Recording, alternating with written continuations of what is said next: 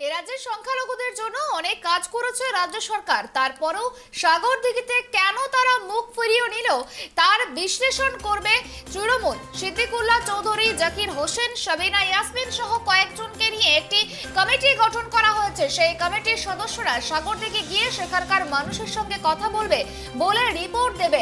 সূত্রের খবর, আজ ক্যাবিনেট বৈঠকের পর সেই নির্দেশ দিয়েছেন দলের সুপ্রিমো মমতা বন্দ্যোপাধ্যায়। এও জানা গিয়েছে সাগরদিঘির ফলাফল নিয়ে ঘনিষ্ঠ মহলে তিনি ক্ষোভ প্রকাশ করেছেন। উল্লেখ্য, এর আগে সাগরদিঘির ফলাফল নিয়ে তদন্তের নির্দেশ দিয়েছে দল।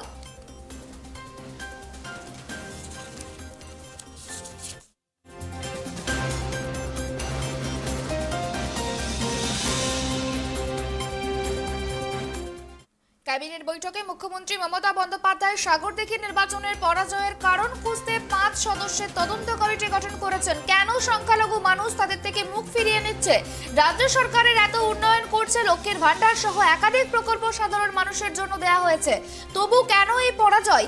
এর জন্য 5 জন সংখ্যালঘু মন্ত্রীকে তদন্ত করে রিপোর্ট দিতে নির্দেশ দিয়েছেন মুখ্যমন্ত্রী মমতা বন্দ্যোপাধ্যায়। সেই কমিটিতে রয়েছেন জাকির হোসেন, সিদ্দিকুল্লাহ চৌধুরী, গোলাম রব্বানী, সাবিনা ইয়াসমিন ও তাজমুল হোসেন। প্রায় 64% সংখ্যালঘু ভোট এই সাগরদিঘি বিধানসভা কেন্দ্রের। সেক্ষেত্রে সিপিআইএম কংগ্রেসের দিকে সেই ভোট একাংশ কিভাবে গেল? 15 দিনের মধ্যে সেই রিপোর্ট জমা দেওয়ার নির্দেশ দেওয়া হয়েছে।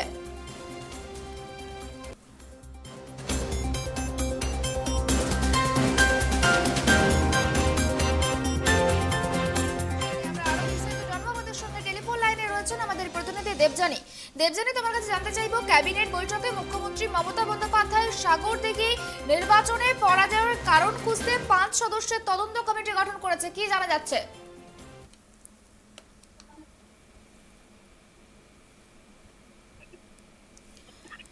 দেবজানী, তোমার কাছে জানতে চাইবো, সাগরদিঘি নির্বাচনের পরাজয়ের কারণ খুঁজতে মুখ্যমন্ত্রী মমতা বন্দ্যোপাধ্যায় 5 সদস্যের একটি কমিটি গঠন করেছে, কি জানা যাচ্ছে?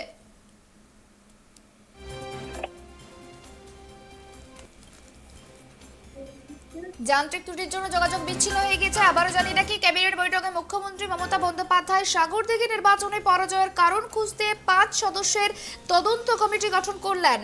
এই সংখ্যালঘু মানুষরা কেন মুখ ফিরিয়ে নিয়েছে তাদের থেকে, সেই কারণ খুঁজতে এই 5 সদস্যের কমিটি গঠন করেছে। এ বিষয়ে আরো বিস্তারিত জানো আমরা পেয়ে গেছি টেলিফোন লাইনে আমাদের প্রতিনিধি দেবজানীকে। দেবজানী, সংখ্যালঘু মানুষজন সাগরদিঘি নির্বাচনে তৃণমূলের থেকে মুখ ফিরিয়ে নিয়েছে, এর জন্য মুখ্যমন্ত্রী মমতা বন্দ্যোপাধ্যায় একটি 5 সদস্যের কমিটি গঠন করেছে, কি জানা যাচ্ছে? সূত্রে যেটা জানতে পারছি যে সাগরদিঘির ফলাফলে তৃণমূল সুপ্রিমো মমতা বন্দ্যোপাধ্যায় তিনি অত্যন্ত ক্ষুব্ধ।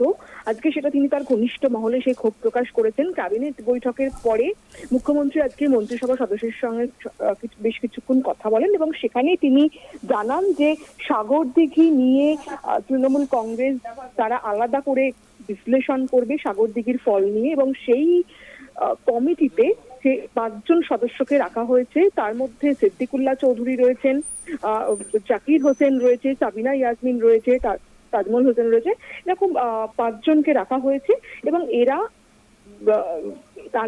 সাগরদিঘিতে যাবেন। কেন সেখানকার মানুষরা এই রাজ্যের যে রাজ্য সরকার তৃণমূল কংগ্রেস দিক থেকে মুখ ফিরিয়ে নিল, তার একটা তারা সেটা বোঝার চেষ্টা করবেন, একটা গ্রাউন্ড রিপোর্ট তারা দলকে দেবেন।